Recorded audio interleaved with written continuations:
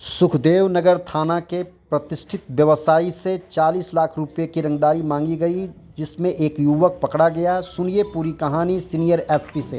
शहर के प्रतिष्ठित व्यवसायी से 40 लाख रुपए की रंगदारी मांगी जा रही थी और जान की धमकी दी जा रही थी, जान से मारने की।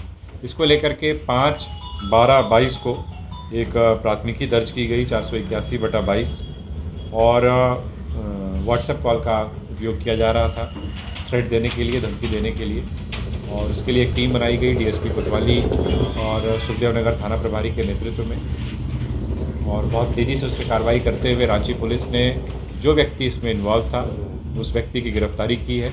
और जो सिम कार्ड उसके द्वारा यूज़ किया जा रहा था, जो मोबाइल फ़ोन यूज़ किया जा रहा था, उसको जब्त किया गया है। इस प्रकार से इस पूरे कांड का खुलासा किया गया है। इसमें यह पाया गया कि बेसिकली एक सिक्योरिटी गार्ड, ये जो प्रतिष्ठित जो दुकान के मालिक हैं, उस दुकान में एक लंबे समय से, बहुत पुराने समय से एक सिक्योरिटी गार्ड के रूप में कार्य कर रहा था। उसका यह लड़का है और यह भी बहुत दिनों से उस दुकान और दुकान के जो मालिक हैं उनसे वाकिफ़ था। इसको ऐसा लगा कि ये एक इजी टारगेट हो सकता है और एक इजी मनी का माध्यम हो सकता है।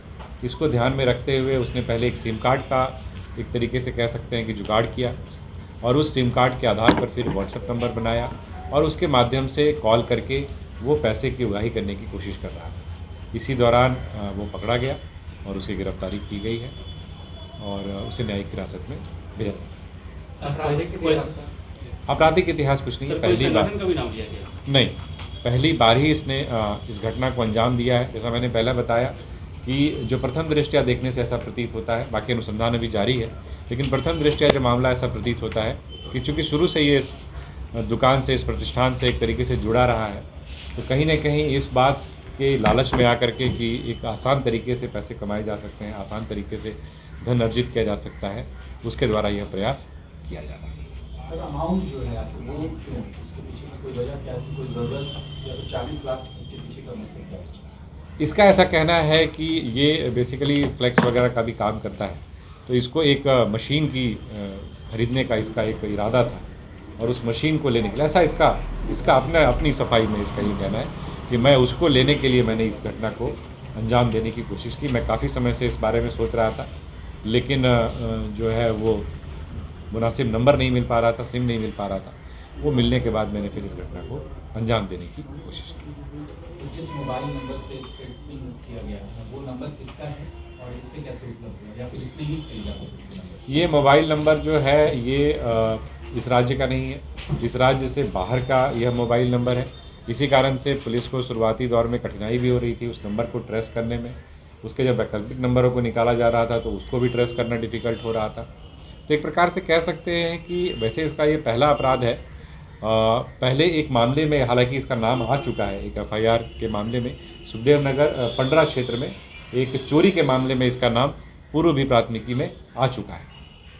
लेकिन इस प्रकार की जो घटना अंजाम दिया इसने, तो एक तरीके से कह सकते हैं कि प्लानिंग के साथ अंजाम दिया, क्योंकि जो तकनीकी पहलू होते हैं उसको ध्यान में रखते हुए कि पुलिस को किस प्रकार से चकमा दिया जा सकता है, उसका पूरा इसने ख्याल रखने की, पूरा ध्यान करने की कोशिश की।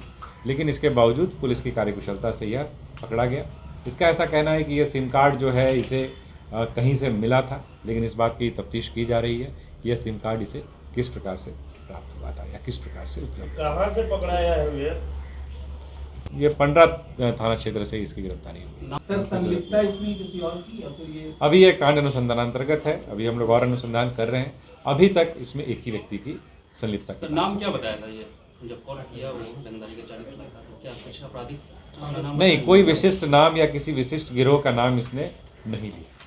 इसने सीधा ये बात कहा। और दूसरी बात, इस कारण से भी पुलिस को इस पर शक हुआ क्योंकि यह जो है कुछ व्यक्तिगत डिटेल्स और कुछ उसके व्यक्तिगत कार्यक्रमों के बारे में भी उसको ब्यौरा दे करके उस व्यक्ति को, उस व्यवसायी को धमकाने की कोशिश कर रहा है। तो इससे भी कहीं ना कहीं ये बात सामने आ रही थी कि ये कहीं ना कहीं जानकार व्यक्ति है या आसपास से उस पर निगरानी रखता है। क्षेत्र में नए चेहरे सामने आते रहते हैं।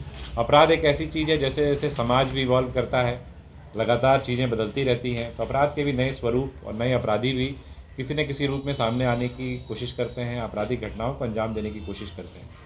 लेकिन पुलिस का लगातार प्रयास रहता है कि इस प्रकार से जो भी उभरने की कोशिश कर रहा हो या आपराधिक घटना को अंजाम देने का प्रयास कर रहा हो, उस पर लगातार हम लोग आसूचना संकलित करते रहते हैं, इंटेलिजेंस गैदरिंग करते हुए उन पर कार्रवाई करते हैं। और इसके अलावा अगर कोई आपराधिक घटना में शामिल होता है तो जैसे ही पुलिस को सूचना मिलती है तो अपने तमाम मानवीय, तकनीकी जितने भी प्रकार के साक्ष्य उपलब्ध हो सकते हैं, जो भी आसूचना हो सकती है, उसके आधार पर पुलिस कार्रवाई करती है।